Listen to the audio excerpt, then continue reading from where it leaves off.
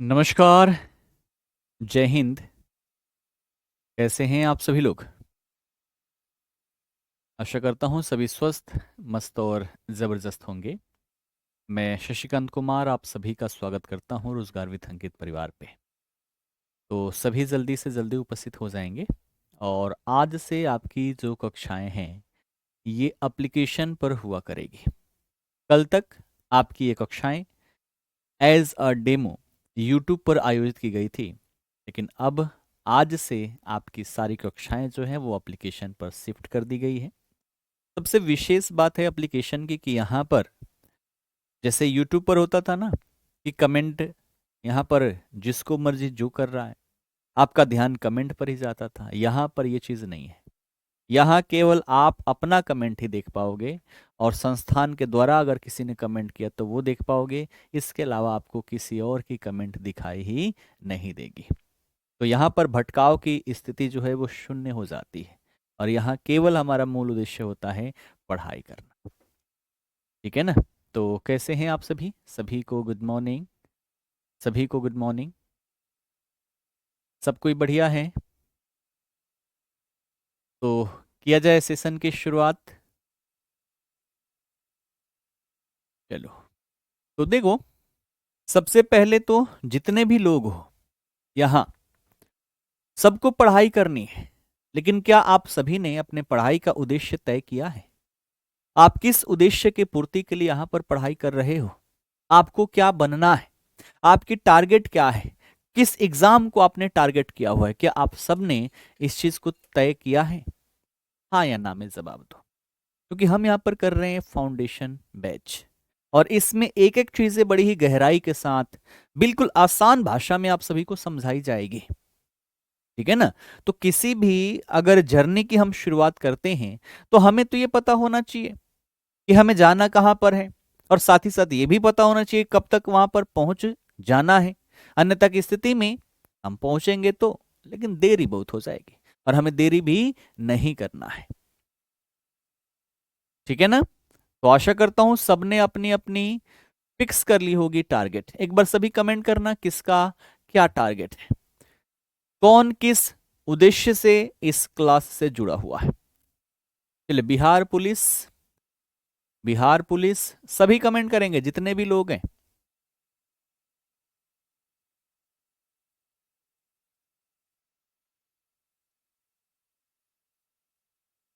Bihar SI, ठीक है ना? जितने लोग हैं सब, दरोगा पुलिस, यही वाले एसएससी वाले कोई नहीं है?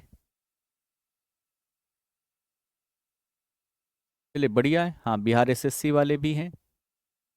तो इस बार अपना टारगेट फिक्स कर लेना है। जहां पर सोते हो ना वहां सामने जाना, पहले प्रिंट आउट एक निकलवा लेना अपने सपने का कि आपको क्या बनना है। उसका प्रिंट आउट निकाल के जहां सोते हो ना वहां पर आपको डालना है, वहां पर चिपका देने हैं, ताकि जब भी आप अपने उद्देश्य से भटको आपको सीधे अपना उद्देश्य दिखाई दे और आप अपने टारगेट के प्रति हमेशा सजग रहें। अगर कंटिन्यूटी के साथ आपने अच्छे से तैयारी की, तय है कि सिलेक्शन अवश्य ही मिलेगी। ठीक है ना?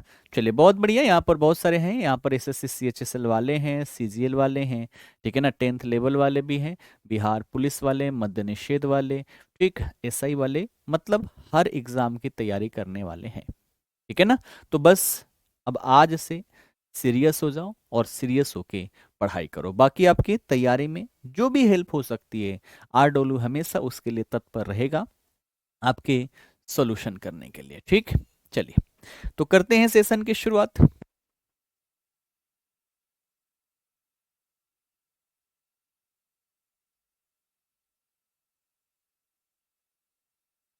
चलो तो करें शुरुआत। सब लोग तैयार हैं? चलिए, तो कल से हमने टॉपिक की शुरुआत की थी और हमने पहला टॉपिक जो यहाँ पर शुरू किया था वो था हमारा बिहार की राज्य व्यवस्था। ठीक है ना? और इसके तहत हमने बिहार की राज्य व्यवस्था की हिस्ट्री देख ली, किस तरीके से यहाँ पर जो हमारी विधानसभा है इस विधानसभा की शुरुआत हुई, किस क्रम में धीरे धीरे बढ़ते बढ़ते यहां पर हमारे विधानसभा की संख्या जो हुई सीटों की वो 243 हुई। आशा करता हूं यहां तक आप सभी को कोई भी डाउट नहीं होगा। अगर यहां तक कोई भी डाउट है तो आप सभी कमेंट करके पूछ लो। ठीक, चलो अब यहां पर बात करें इसके आगे। अब आज थोड़ी सी बात कर ले हम बिहार के राज्यपाल के बारे में। बिहार के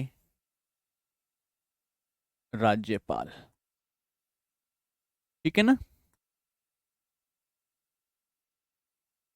गवर्नर ऑफ बिहार, पहले दूसरे आखिरी ये सब हमने देख रखा है, तो वो सारी चीजें हम यहां पर नहीं देखने वाले। अगर हम बात करें किसकी, गवर्नर की, तो आप सभी को पता होगा कि राज्य के सभी काम इसी के नाम से होते हैं। राज्य के सभी कार्य जो हैं वो किसके नाम से होते हैं, ये राज्यपाल के नाम से होते हैं। ठीक है, राज्यपाल के नाम से होते हैं। ठीक है, अर्थात यूं कहें कि राज्य का प्रधान अगर कोई है ना, राज्य का प्रधान अगर कोई है ना, head of the state of the कोई है, तो वो कौन है, वो है राज्य का राज्यपाल। कौन है, राज्य का राज्यपाल है। और अगर मैं कहूं कि वर्तमान में ये राज्यपाल कौन है ना, वर्तमान में ये अपने राज्य के राज्यपाल कौन हैं, तो आप क्या लिखोगे, आप लिखोगे आरिफ मोहम्मद खान। ठीक है ना, क्या नाम है इनका, आरिफ मोहम्मद खान। ये बिहार के वर्तमान राज्यपाल हैं। और अगर संख्या में पूछे तो आप क्या लिखोगे कि ये राज्य के 42वें राज्यपाल हैं। कौन से, 42वें राज्यपाल हैं। ठीक है, बाकी प्रथम हमने पढ़ रखा है। ठीक है ना, उसके बाद जब यहां पर उड़ीसा अलग हुआ तब कौन थे, आजादी के बाद पहले कौन बने, जब झारखंड इससे अलग होकर राज्य स्थापित हुआ तब कौन बना, ये सब हमने पहले ही पढ़ रखा है। तो ये सारी चीजें हमें नहीं देखनी है क्योंकि हमने पहले ही इंट्रोडक्शन में उसके बारे में पढ़ रखा है। तो वर्तमान में राज्यपाल कौन है, आरिफ मोहम्मद खान। अगर पूछे आरिफ मोहम्मद खान कहाँ से संबंधित है ना, इनका जन्म है ना, तो ध्यान रखना ये उत्तर प्रदेश से संबंधित है। इससे पहले देखें तो इससे पहले ये कहाँ के राज्यपाल थे, तो इससे पहले ये केरल के राज्यपाल थे। केरल से ये बिहार की बागडोर संभाले हुए हैं।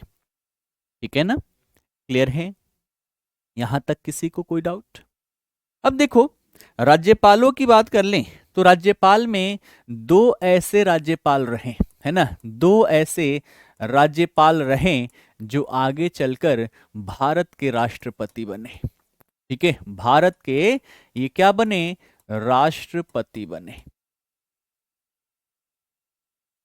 ठीक है, कौन कौन रहे आप सभी कमेंट करके बताओगे, कौन कौन रहे आप सभी कमेंट करके बताओगे।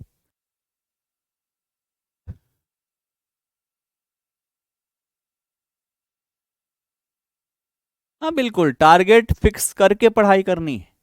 अगर टारगेट फिक्स नहीं हुआ फिर पढ़ोगे तो मन में भटकाव आएगी, और ये भटकाव इस बार आने नहीं देना है ना, ये भटकाव जो है ये इस बार आने देना ही नहीं है। चाहे जितनी मेहनत करना पड़े हम करेंगे, सिलेक्शन अवश्य ही इस बार हम लेंगे। ठीक है ना, अच्छा राजनाथ सिंह, धन्य हैं आप सभी। देखो बिहार के ऐसे दो राज्यपाल रहे, पहले जो रहे वो रहे डॉक्टर जाकिर हुसैन। कौन, डॉक्टर जाकिर हुसैन। डॉक्टर जाकिर हुसैन ये बिहार के ऐसे राज्यपाल रहे जो आगे चलकर भारत के राष्ट्रपति भी बनते हैं। ठीक है ना, ये कब से कब, तो 6 जुलाई 1957 से 11 मई 1962 तक।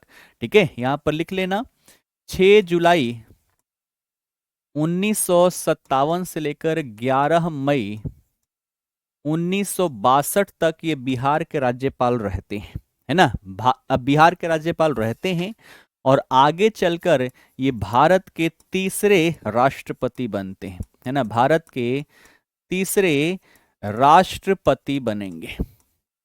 ठीक है, और साथ ही साथ प्रथम मुस्लिम राष्ट्रपति, है ना, प्रथम मुस्लिम राष्ट्रपति भी यही बनेंगे। ठीक है ना, कब बनेंगे, 1967 में। ठीक है ना, क्लियर। लिखते हुए चलना, हाँ बिल्कुल, सबके कमेंट सबके आते हैं। मैं पहले ही बता दूं कि यहाँ विशेष ये हो जाता है एप्लीकेशन में कि आप दूसरे का मैसेज नहीं देख सकते, दूसरे का कमेंट नहीं देख सकते। आप केवल संस्थान के कमेंट को और अपने कमेंट को ही देख पाओगे, और किसी के कमेंट को नहीं देख पाओगे। अच्छा, इंग्लिश मीडियम वाले कितने हैं एक बार बताना, है ना। हाँ, इंग्लिश में भी लिखते हुए चलूंगा। एक बार इंग्लिश मीडियम वाले कमेंट करना कितने हो। एक क्लास आपकी बाइलिंगुअल है, तो मैं इंग्लिश में भी लिखते हुए चलूंगा, ठीक है ना। आओ इंग्लिश में लिख लो इसको।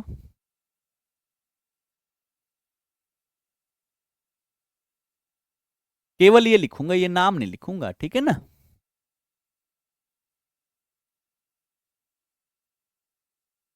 Governor of Bihar who became president of India, ठीक है। यहां पर ये लिख लेना, बाकी आप नाम यहां पर लिख लेना, ठीक है। पहले हो गए। अब बात करें यहां पर दूसरे कौन रहे, तो दूसरे जो है उनका नाम है रामनाथ कोविंद। क्या नाम है उनका, उनका नाम है रामनाथ कोविंद, ठीक है ना।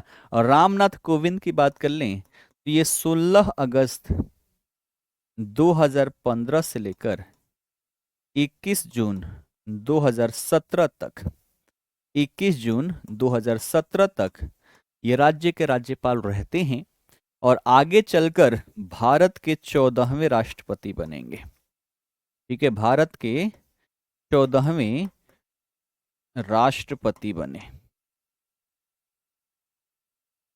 14th प्रेसिडेंट ऑफ इंडिया, ठीक है ना। लिख लिया सबने, ठीक। तो ये दो ऐसे बिहार के राज्यपाल रहे, डॉक्टर जाकिर हुसैन और रामनाथ कोविंद, जो आगे चलकर भारत के राष्ट्रपति बने। डॉक्टर जाकिर हुसैन भारत के तीसरे राष्ट्रपति और भारत के पहले मुस्लिम राष्ट्रपति बनते हैं। वहीं बात करें रामनाथ कोविंद की, तो ये 14वें राष्ट्रपति बने, और उसके पश्चात अंततः देखें तो वर्तमान में राष्ट्रपति कौन है, तो वर्तमान में है द्रौपदी मुर्मू, जो भारत की 15वीं राष्ट्रपति हैं, भारत की दूसरी महिला राष्ट्रपति हैं, भारत की पहली आदिवासी महिला राष्ट्रपति हैं। तो इनके संदर्भ में ये सारी चीजें पूछी जा सकती है, ठीक है ना। क्लियर है यहां तक, क्लियर। चलो, अब बात आ गई यहां पर राष्ट्रपति की, तो एक टॉपिक आपका बिहार में बहुत महत्वपूर्ण है, वो लिख लो यहां पर, क्या चीज, राष्ट्रपति शासन।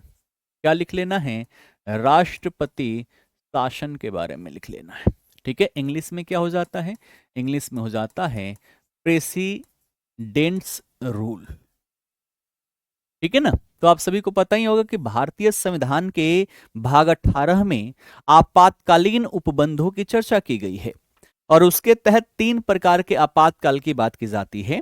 एक अनुच्छेद 352, दूसरा 356 और तीसरा जो है वो 360। इन तीनों से ही प्रश्न आप सभी से पूछ जाते हैं। 352 जो है वो अगर अपने राज्य में आंतरिक अशांति हो, सशस्त्र विद्रोह की स्थिति हो, तो ऐसी स्थिति में अनुच्छेद 352 के तहत राष्ट्रपति, है ना, यहां पर प्रेसिडेंट्स रूल जो है वो लगाया जाता है। एक 356 जो है, अगर किसी राज्य में राज्यपाल को ये लगने लग जाए कि अब राज्य सरकार जो है वो बेहतर तरीके से काम नहीं कर पाएगी और यहां का प्रशासन केंद्र को अपने हाथों में ले लेना चाहिए, तो ऐसी स्थिति में अनुच्छेद 356 के तहत उस राज्य में राज्यपाल के सलाह पर राष्ट्रपति शासन जो है वो लागू किया जाता है।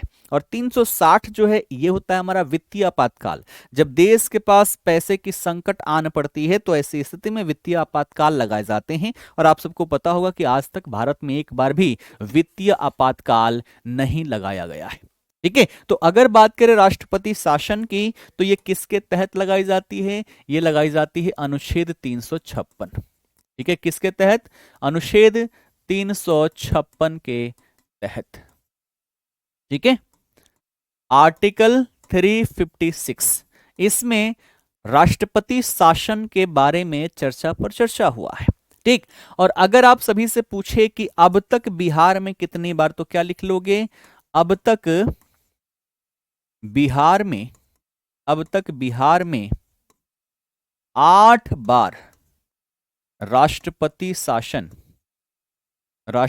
शासन लागू हो चुकी है। ठीक है, कितने टाइम? 8 टाइम्स। ठीक है, 8 बार राष्ट्रपति शासन जो है बिहार में लागू हो चुकी है। ये क्वेश्चंस पूछे गए। ठीक है ना, अगर पीवाईक्यूज आप उठा कर देखो, मैं हर टॉपिक से जहां से जो क्वेश्चंस पूछा गया है मैं हाईलाइट कर दूंगा, आप चाहें तो वहां पर स्टार लगा लेना। स्टार का मतलब है ना, अपने देखो जब भी नोट्स बनाओ ना, नोट्स बनाने का थोड़ा सा तरीका भी आपके पास होना चाहिए।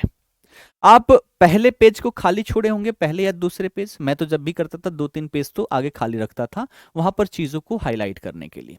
जैसे नोट्स बना रहे हो तो आप वहां पर कुछ इंडिकेशन दे दो, पहला पेज है वहां पर स्टार लगा लो, है ना। और स्टार का मतलब क्या, अपना समझने के लिए यहां पर कर लो वेरी वेरी इंपॉर्टेंट। जहां कहीं भी स्टार आपका लगा हो इसका मतलब क्या हो जाएगा, वेरी वेरी इंपॉर्टेंट हो जाएगा। ठीक, अगर क्वेश्चंस की बात करें तो आप यहां पर क्या लिख लो, यहां पर क्यू कर लो। और क्यू का मतलब क्या हो गया कि यहां पर ये क्वेश्चन जो है ना, ये क्वेश्चन क्या हुआ है, पूछा गया है। ठीक है, तो अपना इंडिकेशन बना लो अपने नोट्स में हाईलाइट करने के लिए। और जहां कहीं भी मैं बोलूं कि हाँ यहां पर क्वेश्चन आ रखा है तो अब क्या करना, वहां पर क्यू लगा लेना, अर्थात यहां पर ये प्रीवियस ईयर क्वेश्चंस पूछे गए हैं। ठीक है ना, ये बातें समझ में आ गई। ये बातें समझ में आ गई तो कुछ इंडिकेशन यहां पर लगा लो, स्टार लगा दूं तो वेरी वेरी इंपॉर्टेंट हो जाएगा, और क्यू लगा दूं तो यहां पर क्वेश्चन समझना। ठीक है ना, अगर मैं ना भी लगाऊं, अगर मैं बोलूं कि यहां से क्वेश्चंस पूछा गया है, तुरंत यहां पर क्या कर लेना, क्यू लगा लेना। और नोट्स बनाओ ना तो 2-3 कलर के आप पेन रखो, एक ही कलर नहीं, 2-3 कलर के। ये क्यू और स्टार लगाने के लिए अलग कलर रख लो, टॉपिक लिखने के लिए अलग, और स्टेटमेंट लिखने के लिए अलग। कम से कम 3 कलर के आप पेन रखो ताकि आपको रिवीजन करने में बड़ा ही कम समय लगे। ठीक है ना, क्लियर है ये बातें समझ में? हाँ, सबसे अधिक बार जो प्रेसिडेंट्स रूल लगा है वो मणिपुर में लग चुका है। ठीक है ना, हाल ही में लगा था और फिर सर्वाधिक संख्या मणिपुर में हो जाती है। ये बातें समझ में आ गई। अब पूछा जाएगा यहां पर कि ठीक है भैया 8 बार लगा है तो पहली बार कब लगा, है ना, पहली बार राष्ट्रपति शासन, है ना, फर्स्ट टाइम राष्ट्रपति शासन कब लागू हुआ था। ठीक है ना, तो पहली बार जो लागू हुआ था वो 29 जून 1968 को, कब, 29 जून 1968, है ना। और इस दिन से लेकर कब तक, तो 26 फरवरी, है ना, 26 फरवरी 1969 तक ये लगा था आपका पहला राष्ट्रपति शासन। ठीक है ना, पहला राष्ट्रपति शासन 29 जून 1968 से लेकर 26 फरवरी 1969 तक ये लागू हुआ है ना। और इसमें देखा जाए तो अब यहां से क्या क्या पूछा जाएगा कि यहां पर अब ये लागू हुआ तो इस समय काल पर चीफ मिनिस्टर कौन थे, है ना, मुख्यमंत्री कौन थे, तो वो थे भोला पासवान शास्त्री। कौन थे, ये थे भोला पासवान शास्त्री। ठीक, उसके बाद सबसे ज्यादा पूछा जाता है किस राज्यपाल के शासन काल में लगा, तो यहां पर राज्यपाल लिख लो, है ना, राज्यपाल कौन थे। ठीक है ना, यहां पर गवर्नर कौन थे, तो यहां पर जो गवर्नर थे उनका नाम क्या था, नित्यानंद कानूनगो। क्या नाम था, नित्यानंद कानूनगो। ठीक है ना, फिर पूछेगा कि राष्ट्रपति शासन लागू हुआ तो यहां पर राष्ट्रपति कौन थे। ठीक है, इस समय काल पर यहां के प्रेसिडेंट कौन थे, तो प्रेसिडेंट में क्या लिखोगे, लिखोगे डॉक्टर जाकिर हुसैन। ठीक है ना, डॉक्टर जाकिर हुसैन के शासनकाल में पहला बिहार में राष्ट्रपति शासन लागू हुआ था। ठीक है ना, क्लियर है। तो इतनी चीजें आपको करते हुए चलना है। अब क्वेश्चन की बात करें, क्वेश्चन क्या पूछा गया है, तो क्वेश्चन पूछा गया है यहां पर नित्यानंद कानूनगो के टाइम पीरियड से। कि जब पहली बार राष्ट्रपति शासन लागू हुआ था तो उस समय काल पर यहाँ के राज्यपाल कौन थे। ये हो गया आपका क्वेश्चन। ठीक है, कितनी बार लगा हुआ है? 8 बार। ये पूछा गया है आपसे क्वेश्चन। ठीक है ना, क्लियर? क्यू क्यू लिखते हुए चलना है ना,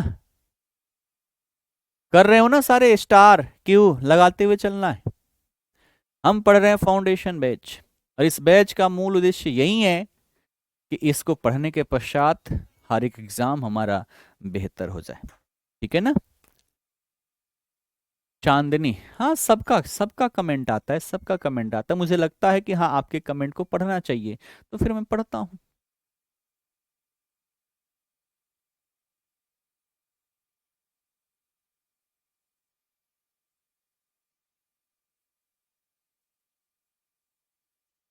ठीक है, चलो इसके बाद पढ़ना है अंतिम बार, यानी कि 8वीं बार।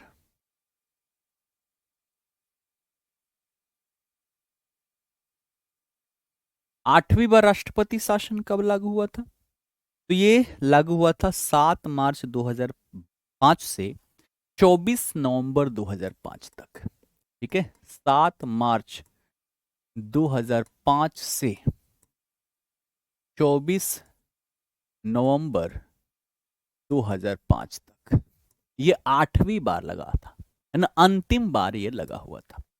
अब इसके बारे में फिर से क्या क्या पूछ जाएगा कि यहाँ पर चीफ मिनिस्टर कौन? तो चीफ मिनिस्टर थी यहाँ पर राबड़ी देवी। ठीक, फिर पूछेगा राज्यपाल कौन थे? ठीक है, राज्यपाल है ना, गवर्नर ये कौन थे?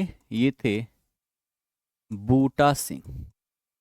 ठीक, और फिर पूछे आप सभी से राष्ट्रपति कौन थे यहाँ के, है ना, इस टाइम पीरियड पर भारत के प्रेसिडेंट कौन थे? तो क्या लिखोगे? एपीजे अब्दुल कलाम। एपीजे अब्दुल कलाम। ठीक है, एपीजे अब्दुल कलाम।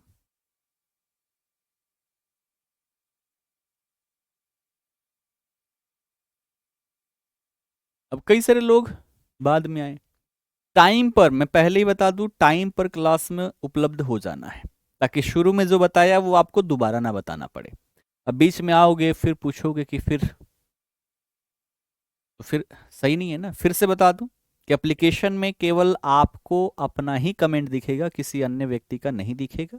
और दूसरा, जो संस्थान के द्वारा कमेंट किया जाएगा, ये 2 ही कमेंट आप देख पाओगे, या तो आप अपना या संस्थान का, अन्य किसी भी अपने साथी का कमेंट नहीं देख पाओगे।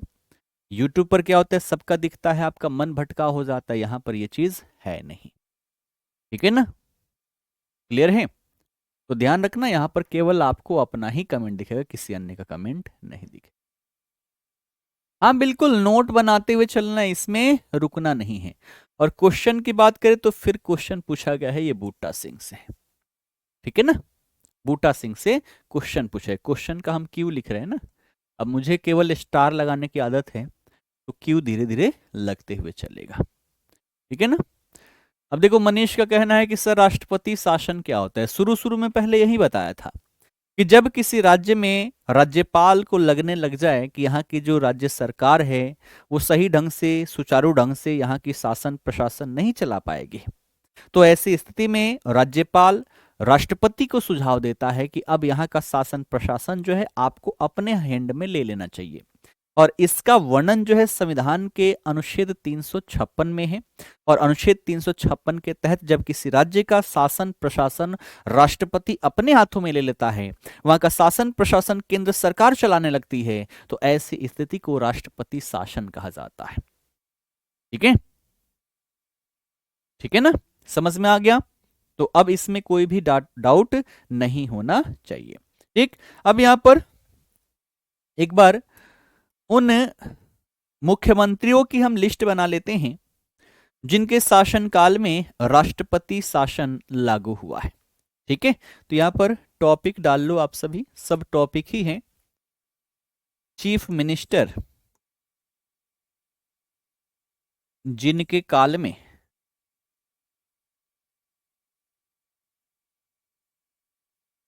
राष्ट्रपति शासन लागू हुआ। ठीक है, कौन कौन है? तो सबसे पहला नाम तो हमने यहां पर देखा, कौन सा? भोला पासवान शास्त्री। पहले चीफ मिनिस्टर कौन है? ये है भोला पासवान शास्त्री। और इनके टाइम पीरियड में देखें तो कितनी बार? 3 बार राष्ट्रपति शासन लागू हुआ है। ठीक है ना, 3 बार। दूसरा देखें तो दूसरे थे यहां पर जगन्नाथ मिश्रा। ठीक है, दूसरे कौन? दूसरे जगन्नाथ मिश्रा। और जगन्नाथ मिश्रा के टाइम पर देखें तो 1 बार राष्ट्रपति शासन लागू हुआ है। ठीक, तीसरे जो चीफ मिनिस्टर है वो है राम सुंदर दास। क्या नाम है? राम सुंदर दास। और राम सुंदर दास के टाइम पीरियड पर भी 1 बार राष्ट्रपति शासन लागू हुआ है। ठीक, चौथे हैं लालू प्रसाद यादव। कौन? लालू प्रसाद यादव।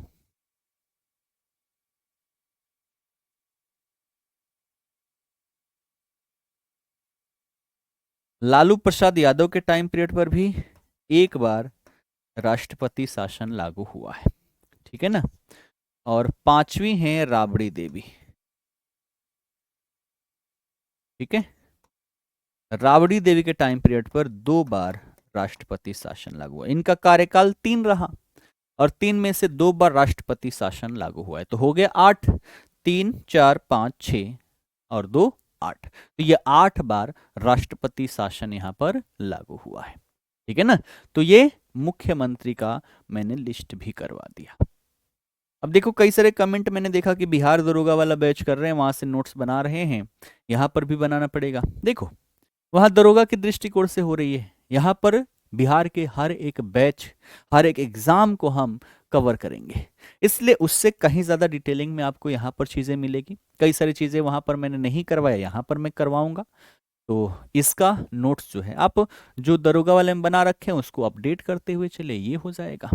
नहीं तो अगर चाहें तो अलग नोट्स बना लीजिए। ठीक है, वो आपके ऊपर डिपेंड करता है।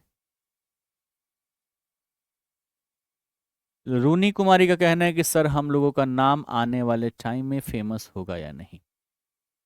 अब ये तो आपके ऊपर डिपेंड करता है कि आप क्या यहां पर कार्य करते हैं, आपका नाम फेमस हो। 2 तरीके से नाम फेमस होते हैं, एक बहुत अच्छा करके और एक बहुत बुरा करके। अच्छा करके जल्दी फेमस नहीं हो पाता, एक उसमें बड़ी मेहनत लगती है, कड़ी मेहनत लगती है। तो कड़ी मेहनत करके अच्छाई के आधार पर हम फेमस हो सकते हैं, और बुरा एक काम कर दो ना, कैसे फेमस हो जाओगे। लेकिन दोनों की स्थिति परिस्थिति बड़ा ही भिन्न हो जाएगी। एक अच्छाई के माध्यम से जब आप फेमस होगे ना, तो जहां कहीं भी जाओगे पूजे जाओगे, सम्मानित किए जाओगे। और बुराई के माध्यम से अगर फेमस होगे ना, तो कहीं भी वो सम्मान मिलेगा नहीं। तो डिपेंड आपके ऊपर करता है कि आप कब तक फेमस होगे और कैसे फेमस होगे। ठीक है, बाकी तो मेरा कार्य है आप सभी को गाइड करना, आपको सही राह पर लेकर चलना, तो हम यहाँ पर करवाते रहेंगे।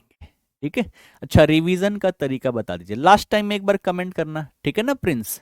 लास्ट टाइम में जब 5 मिनट रहेगा तो आप कमेंट करना कि रिवीजन कैसे करें, नोट्स कैसे बनाएं। कितने लोग नोट्स बनाना जानते हैं एक बार बताना। ये हम पढ़ते रहेंगे, ये हमारा कंटिन्यू चलते रहेगा, लेकिन कुछ महत्वपूर्ण बातें जो आपकी पूरी तैयारी की दिशा ही बदल सकता है, वो है आप सभी का कि नोट्स कैसे बनाएं। कितने लोग बढ़िया से नोट्स बनाना जानते हैं? नोट्स कितने प्रकार के होते हैं, कितने लोगों को पता है? देखो एक तो आपका ये नोट्स हो गया है ना, इसे लॉन्ग नोट्स कहते हैं। ठीक, उसके बाद दूसरा जो है वो हो जाता है आपका शॉर्ट नोट्स, और तीसरा होता है बुलेट नोट्स। ये 3 प्रकार के नोट्स बनाए जाते हैं। आप में से कोई है जो तीनों प्रकार के नोट्स बनाता है? नहीं बनाते होंगे, बस यही बना लिए, यही आपके लिए काफी हो गया। नहीं, अगर ये बनाओगे एग्जामिनेशन के टाइम पीरियड पर चाहो कि 2-3 सब्जेक्ट हम रिवाइज कर ले, नहीं हो पाएगा। क्योंकि आप सबको पता है ना कि जीएस का एक पेपर है और एक पेपर में सारे सब्जेक्ट है, इतने बड़े बड़े नोट्स को हम कवर नहीं कर पाएंगे। इसलिए यहां पर होता है आपका क्या चीज, बुलेट नोट्स, जो पूरा सिलेबस को मात्र एक पेज में हम सिमट के रख देते हैं।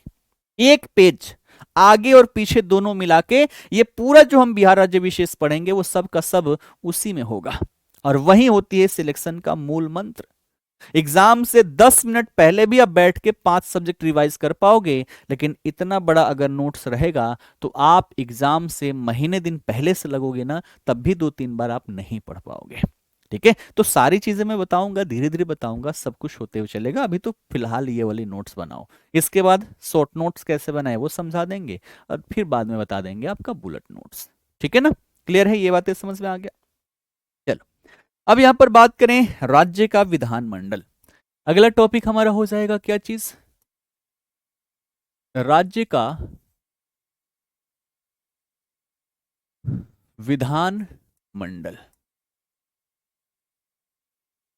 ठीक है, इंग्लिश में क्या बोलते हैं इसको, स्टेट लेजिस्लेचर।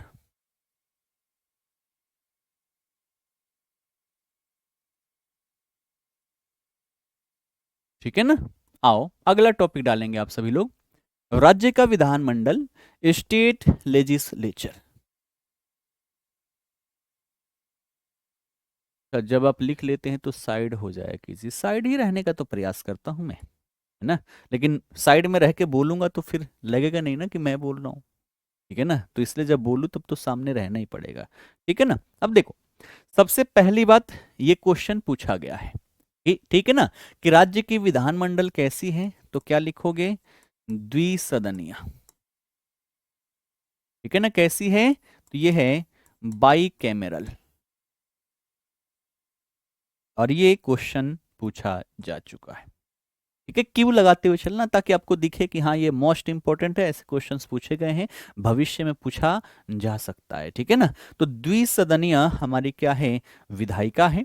और अगर ये द्विसदनीय हैं तो इसके दो पार्ट कौन कौन से हैं, तो एक पार्ट जो है वो कहलाता है क्या चीज, वो कहलाता है आपका विधानसभा। क्या कहलाता है, वो कहलाता है आपका विधानसभा। ठीक है, विधानसभा को क्या कहते हैं, लेजिस्लेटिव असेंबली। ठीक है, इसको क्या बोलते हैं, इसको बोलते हैं लेजिस्लेटिव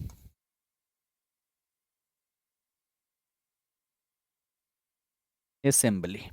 ठीक है, और दूसरा जो सभा है उसको हम बोलते हैं विधान परिषद। क्या बोलते हैं, विधान परिषद। ठीक है, इसको क्या बोलते हैं, लेजिस्लेटिव काउंसिल।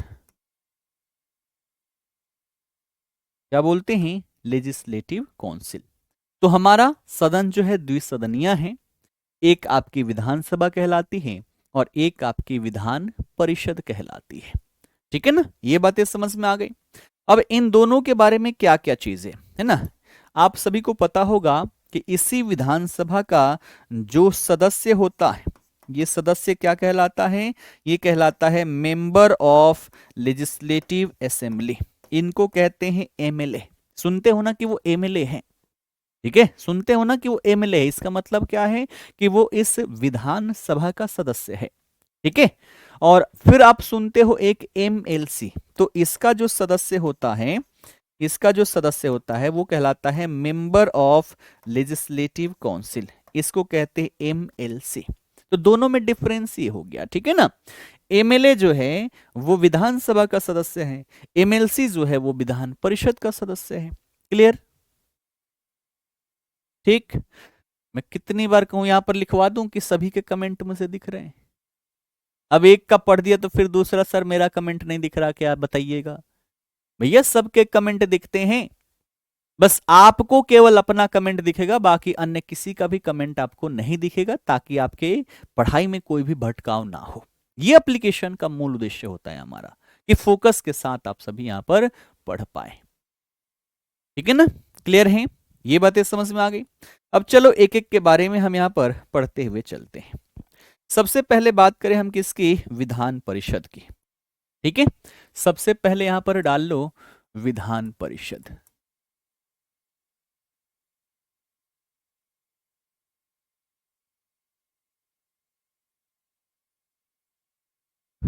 Legislative council. ठीक, क्या क्या इसके बारे में पूछा जा सकता? तो सबसे पहले पूछा जाएगा कि इसका वर्णन भारतीय संविधान में कहां पर है। ठीक है, तो क्या लिखोगे? लिखोगे अनुच्छेद 171।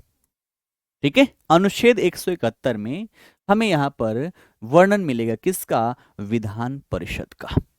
ठीक, अब बात करें इस विधान परिषद की पहली बैठक कब हुई थी, है ना? इसकी पहली बैठक जो हुई थी ये कब हुई थी?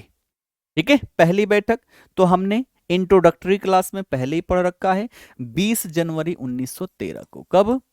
20 जनवरी 1913 को। और यहां पर आपको लगा लेना है ए स्टार। ठीक है ना, ये वेरी वेरी इंपॉर्टेंट है। ठीक है ना, तो 20 जनवरी 1913 को इसकी बैठक हुई। और कहां पर हुई थी? तो हमने कल पढ़ा था कहां पर? जो हमारा पटना कॉलेज है ना, पटना कॉलेज बांकीपुर, है ना, पटना कॉलेज में इसकी बैठक की गई थी 20 जनवरी 1913 को। विधायक को ही तो इंग्लिश में क्या बोलते हैं? एमएलए बोलते हैं। ठीक है कुणाल जी, विधायक को ही इंग्लिश में एमएलए बोलते हैं, मेंबर ऑफ लेजिस्लेटिव असेंबली। उसी को हिंदी में विधायक कहते हैं।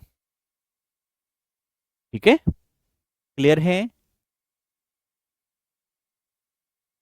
ये बातें समझ में आ गई? तो पहली बैठक 20 जनवरी 1913 को हुई थी। फिर पूछा गया है कि इसमें कुल सीट कितनी है, ये पूछा जा चुका है। ठीक है ना, तो कुल सीट जो है वो है अपने राज्य में 75। यहां पर लगा लेना क्यू, है ना, क्वेश्चन पूछा जा चुका है। कुल सीट कितनी है? कुल सीटें है 75। ठीक, अगर हम बात करें 75 सीटों की तो इसमें ध्यान रखना कि 75 में से जो 63 सीट है वो यहां पर कौन होते हैं? वो होते हैं निर्वाचित। ठीक है, 63 सदस्य जो होते हैं वो होते हैं यहां पर निर्वाचित, यानी कि इलेक्टेड मेंबर होते हैं। ठीक, और 12 जो इसमें सदस्य हैं वो होते हैं मनोनीत, यानी कि नॉमिनेटेड। और ये नॉमिनेटेड किसके द्वारा? तो राज्यपाल के द्वारा। राज्यपाल के द्वारा इनका मनोनयन किया जाता है। कुछ क्षेत्र जिसमें बेहतर कार्य किए हों, विज्ञान से जुड़े हों, कला से जुड़े हों, है ना, उस समाज से जुड़े हों, समाज की भलाई के लिए कोई बेहतर कार्य कर रहे हों, तो ऐसे लोगों को जो हमारे राज्यपाल हैं 12 लोगों को एमएलसी के रूप में क्या करते हैं? तो निर्वाचित करते हैं। ठीक है, क्लियर? यहां तक क्लियर है? इतने में किसी को कोई डाउट? ठीक है, चलिए बहुत बढ़िया। तो ये हो गया। फिर पूछा जाएगा कि यहां पर सदस्यों का कार्यकाल कितना होता है। अब देखना, विधान परिषद जो होता है ना, ध्यान रखना, इसे कहते हैं उच्च सदन। क्या कहते हैं? इसे कहते हैं उच्च सदन, यानी कि इसको क्या कहा जाता है? इसको कहा जाता है अपर हाउस। क्या कहते हैं? इसको कहते हैं अपर हाउस। और अपर हाउस का मतलब कि इसका विघटन नहीं होता, है ना,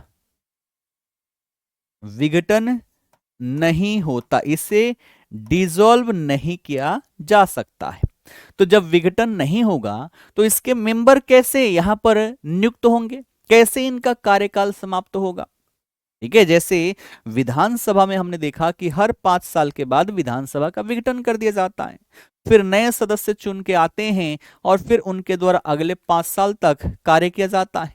लेकिन यहां पर क्या है? यहां पर तो विघटन ही नहीं होता, ये सदन जो है डिसॉल्व होती ही नहीं है, तो फिर सदस्य नए कैसे आएंगे? तो यहां पर हमने सिस्टम बना रखा है कि हर 2 साल पर 1/3 सदस्य जो है वो रिटायर हो जाएंगे और 1/3 सदस्य जो है वो नए आ जाएंगे। और इस तरीके से 2-2 साल करते करते 3 बार में उनका क्या होगा? कार्यकाल समाप्त हो जाएगा। ठीक है, यानी कि अगर हम बात करें यहां पर सदस्य का कार्यकाल, ठीक है, कि यहां के सदस्यों का कार्यकाल कितना होगा? ठीक है, कार्यकाल यानी कि इंग्लिश में क्या होता है? टेन्योर। ठीक है ना, टेन्योर कितना होगा, तो ये होगा आपके 6 वर्ष का, 6 वर्ष का। और हर 2 वर्ष पर 1/3 सदस्य यहां पर क्या होंगे, रिटायर हो जाएंगे, और 1/3 सदस्य यहां पर निर्वाचित होकर आएंगे। जैसे अगर सिस्टम को समझने का प्रयास करें तो टोटल कितना है, 75 है हमारे पास। तो ये डिवाइड हो जाएगा किस में, 25, 25 और 25 में। ठीक, अब देखो सिस्टम कैसे चलेगा। अब हर 2 साल पर क्या होगा, हर 2 साल पर यहाँ के जो मेंबर है 1/3 वो सेवानिवृत्त हो जाएंगे। अब मान लो कोई व्यक्ति है ना, कोई व्यक्ति है ना, ये हम 2022 से लेते हैं, फिर 2024 हो गया, 2026 हो गया, ठीक है, 2028, 2030 और 2032, इतने में तो समझ ही जाओगे कैसे ये काम करता। तो शुरू से लेकर चलते हैं, है ना। 75 में से ये मान लो 6 साल का कार्यकाल है, 2-2 साल, तो 2022 में ये 25 आ गए, है ना। तो 2022 में क्या हुए, ये 25 आए। इनका कार्यकाल कब तक का रहेगा, 25 और 25, है ना, 6 साल का रहेगा इनका कार्यकाल रहा। अब 2024 में क्या होगा कि इसमें से 25 जो है इनका कार्यकाल क्या हो जाएगा, समाप्त हो जाएगा। 2025 में क्या होंगे, 25 नए आएंगे, तो अब इनका कार्यकाल 6 वर्षों का रहेगा, और इनका कार्यकाल क्या होगा, समाप्त होगा 2, है ना, 1/3 का। फिर 2026 में 1/3 फिर से आएंगे, तो 25, 25 और यहां पर भी 25। ठीक, फिर बात करें कब, तो 2030 में तो फिर से आएंगे, है ना, एक फिर 25वां, तो यहां पर 25, 25, 25। तो आप देख पा रहे होंगे, है ना, कि इनका कार्यकाल कितना रह रहा है, इनका कार्यकाल तो 6 वर्ष का ही रह रहा है। ये रिटायर हुए तो कुछ अलग आए। इनका कार्यकाल समाप्त हुआ कब, तो 2028 में इनका कार्यकाल नहीं रहेगा, 2026 में खत्म हो जाएगा। तो यहां पर 25 लोग फिर से आ जाएंगे, तो फिर से आप देखोगे यहां पर 75 सदस्य रहा। फिर 2 वर्ष के पश्चात इसमें से 25 का कार्यकाल समाप्त होगा, तो 25 फिर से नए आएंगे, और फिर आप देखोगे कि यहां पर 75 सदस्य रहेंगे। तो ऐसे ही आपका चलते रहता है। ठीक है, क्लियर है, ये बातें समझ में आ गई। तो इस तरीके से आपका विधान परिषद जो है ये यहां पर चलता है। ठीक, अब इस विधान परिषद के संदर्भ में 2-3 चीजें और भी लिख लो। क्या क्या, सदस्यों का कार्यकाल हो गया। अब आपसे पूछा जाएगा वर्तमान सभापति कौन है। इसको चलाने वाला, हेड करने वाला जो व्यक्ति होता है उसे सभापति कहा जाता है। तो वर्तमान सभापति इसके कौन है, ठीक है, वर्तमान सभापति कौन है, तो अवधेश नारायण सिंह। ठीक है, क्या लिखोगे, आप लिखोगे अवधेश नारायण सिंह।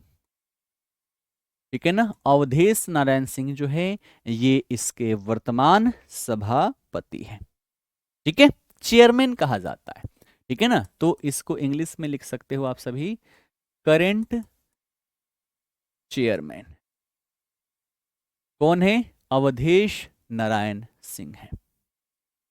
ठीक, ये बातें समझ में आ गई। उसके बाद से आगे देखो, अब उसके बाद पूछा जाएगा आप सभी से क्या चीज, आप सभी से पूछ लिया जाएगा, ये तो रहे आपके कौन, वर्तमान। अब आप यहां पर बता दो, क्या बता दो, तो स्वतंत्रता के बाद पहले सभापति कौन है ना। यहां पर क्या लिख सकते हैं, लिख सकते हैं स्वतंत्रता के बाद प्रथम सभापति। ठीक है,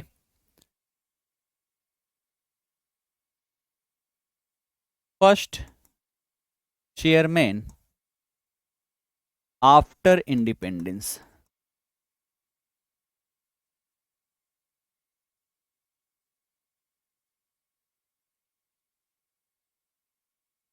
ठीक, इनका क्या नाम है, इनका नाम है श्याम प्रसाद सिंह, है ना, श्यामा प्रसाद सिंह,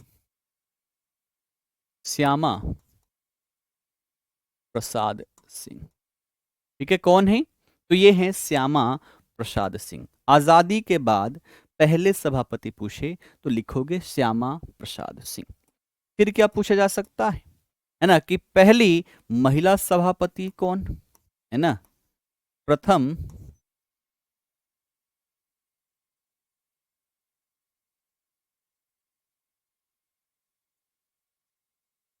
प्रथम महिला सभापति,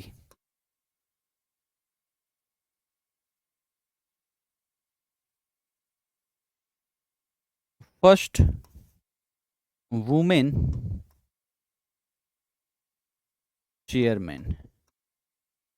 ठीक है ना, तो क्या नाम लिखोगे? राजेश्वरी सरोज दास। राजेश्वरी सरोज दास, ये पहली महिला सभापति थी। ठीक, इतनी चीजें लिख लिया सबने, इतनी चीजें लिख लिया सबने। तो अवधेश नारायण सिंह वर्तमान में है। आजादी के बाद पहले सभापति श्यामा प्रसाद सिंह थे, और फिर पहली महिला सभापति जो थी वो थी राजेश्वरी सरोज दास। ठीक है, राजेश्वरी सरोज दास। ठीक, लिखते हुए चलना सभी।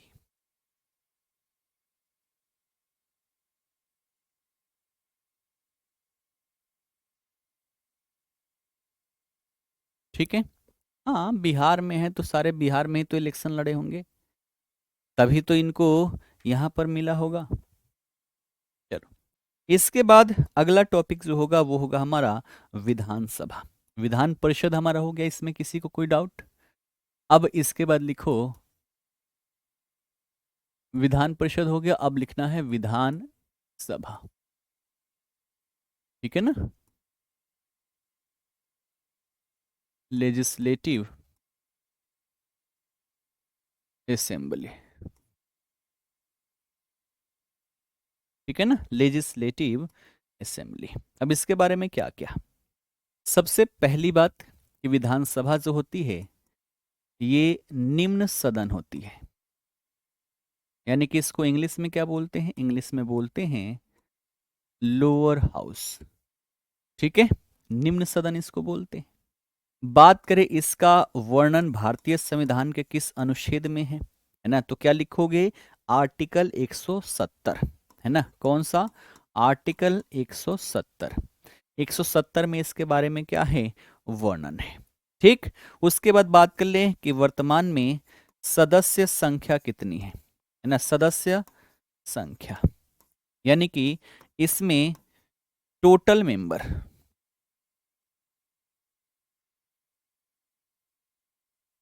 टोटल मेंबर कितने हैं? तो ये है 243। और ध्यान रखना यहां पर लगा लेना क्यों, क्योंकि ये क्वेश्चन पूछा जा चुका है। तो कुल सदस्यों की संख्या कितनी है? 243। और ये इस बार प्रश्न पूछा ही पूछा जाएगा, ध्यान रखना। निम्न सदन, इसको निम्न सदन बोलते हैं, निचला सदन कहते हैं, क्योंकि इसका विघटन हो जाता है हर 5 साल पे। क्या होगा? इसका विघटन हो जाएगा। और अभी हाल ही में तो हुआ, हाल ही में नीतीश कुमार जी ने क्या किया? तो अपना इस्तीफा दिया, है ना, इसका डिसॉल्व किया गया, और फिर नई विधानसभा जो है यहाँ पर गठित की गई। मुख्यमंत्री के रूप में नीतीश कुमार जी 10वीं बार यहाँ पर क्या किए? शपथ लिए। ठीक है ना, क्लियर है? तो 243 यहाँ पर सीटों की संख्या है। ठीक है, क्लियर है? अब ये 243 में से ध्यान रखना, क्या ध्यान रखना है? तो एससी और एसटी के लिए सीटें रिजर्व है। एसटी के लिए 38 सीट क्या कर दी गई है? रिजर्व कर दी गई है। और एसटी के लिए 2 सीट जो है ना, 2 सीट यहाँ पर रिजर्व कर दी गई है। तो 40 सीटें क्या है? रिजर्व है। और 203 सीटें जो है वो क्या है? हमारा सामान्य है, इस पर कोई भी लड़ सकता है। ठीक है ना, तो 243 में से 38 सीटें जो है वो किसके लिए? अनुसूचित जाति के लिए। और 2 सीटें जो है वो अनुसूचित जनजाति के लिए क्या है? यहाँ पर रिजर्व्ड है। ठीक, लिख लिया सबने? चलो, अब आपसे पूछे, है ना, कि वर्तमान में कौन सी विधानसभा है ना, तो वर्तमान में आप क्या लिखोगे? ये 18वीं विधानसभा है।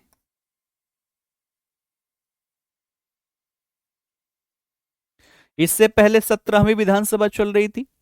अभी हाल ही में इलेक्शंस हुआ, इसी महीने में हो रखे हैं, बहुत ज्यादा पुराना न्यूज नहीं है ये, बस नया नया है, एकदम करंट है। क्वेश्चन इससे बनेगा ही बनेगा, है ना। तो यहां पर आप लगा लो क्या चीज? स्टार। ठीक है, यहां पर लगा लो स्टार। वर्तमान में कौन सी? तो 18वीं विधानसभा है। अब इस विधानसभा से क्या क्या क्वेश्चंस बन सकते हैं, आओ एक नजर हम इस पर डाल लें।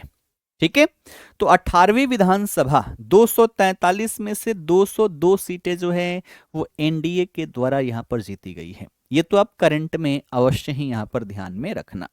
ठीक है, अब ये 18वीं विधानसभा में पूछा जाएगा कि इस वर्ष कितनी महिला सदस्य जो है यहां पर विजयी रही हैं, है ना। इसमें महिला सदस्यों की संख्या कितनी है, तो आप बोलोगे 29।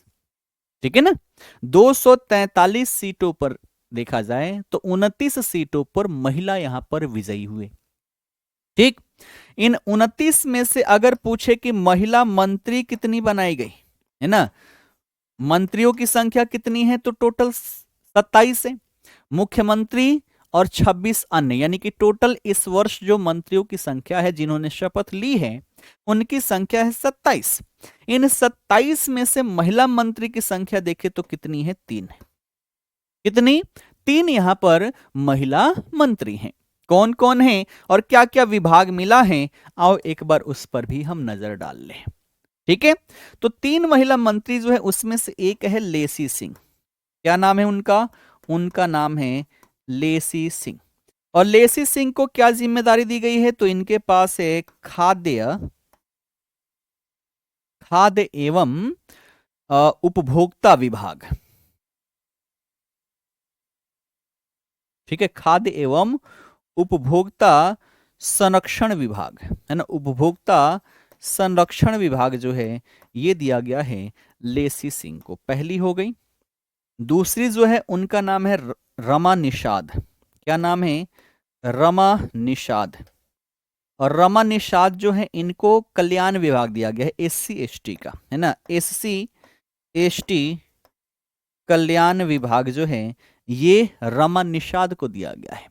और तीसरी जो यहां पर महिला है ना, तीसरी जो है उनका नाम है श्रेयसी सिंह। क्या नाम है, श्रेयसी सिंह नाम है।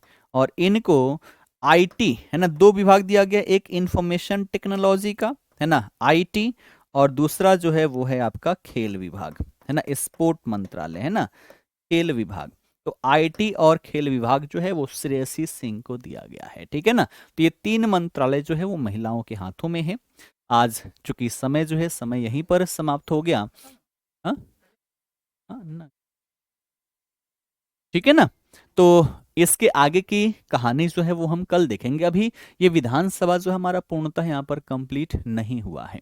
ठीक है, पूर्णतः कंप्लीट नहीं हुआ है। अभी इसमें कई सारी डेटा जो है उस पर हम चर्चा पर चर्चा करेंगे। तो फिलहाल अभी तक जितना भी हमने देखा इसमें आप सभी को कोई भी डाउट हो तो आप सभी यहाँ पर एक बार अपने डाउट को क्लियर करवा लीजिए। रिवीजन का तरीका, है ना, सबसे पहले तो बात करें नोट कैसे बनाएं, 1-2 मिनट में समझ लेते हैं। देखो, नोट्स होते हैं 3 तरीके के। एक होता है हमारा लॉन्ग, दूसरा जो होता है वो होता है हमारा शॉर्ट, और तीसरा जो होता है वो होता है हमारा बुलेट। ठीक है, सबसे कारगर जितने भी टॉपर्स होते हैं उनका ये बुलेट नोट्स होगा ही होगा, क्योंकि यही अंतिम समय में रिवीजन के लिए कारगर सिद्ध होता है। यही नोट्स जो है वो लास्ट में हमें कुछ ही मिनटों में हर एक सब्जेक्ट को कवर करवा देता है। तो लॉन्ग नोट्स आप तो यहाँ पर क्लास में बना रहे हो, है ना, क्लास में, ठीक है, या फिर आप बुक पढ़ रहे हो वो देखो, है ना, तो बुक से आपको क्या करना है, लॉन्ग नोट्स बनाना है। लॉन्ग नोट्स बनाने के बाद उसको 2 से 3 बार पहले पढ़ना होता है। पढ़ोगे तो मैक्सिमम चीजें समझ में आने लग जाएगी। लेकिन मैक्सिमम लोग क्या करते हैं कि पढ़े और पहली बार पढ़ रहे हैं और तभी नोट्स बनाना शुरू कर देते हैं, और ऐसी स्थिति में आपका दूसरा किताब वहां पर बन जाता है। क्योंकि पहली बार पढ़ोगे तो आपको हर एक चीज इंपॉर्टेंट लगेगी और हर एक चीज आप लिखते हुए चले जाओगे। तो ये दूसरी किताब छापने जैसा होता है, इसे हम नोट्स नहीं कहेंगे। ठीक है, तो जो हम पढ़ रहे हैं ये क्लास में बना रहे हैं, ये आपका लॉन्ग नोट्स हो गया। 2 से 3 बार इसको पढ़ने के पश्चात आपको चीजें क्लियर होने लग जाएगी कि हाँ ये मोस्ट इंपॉर्टेंट है। और फिर क्या करोगे, तो जितने भी मोस्ट इंपॉर्टेंट हैं, है ना, most important, in most important को आप लिखकर अपना शॉर्ट नोट्स बनाओगे।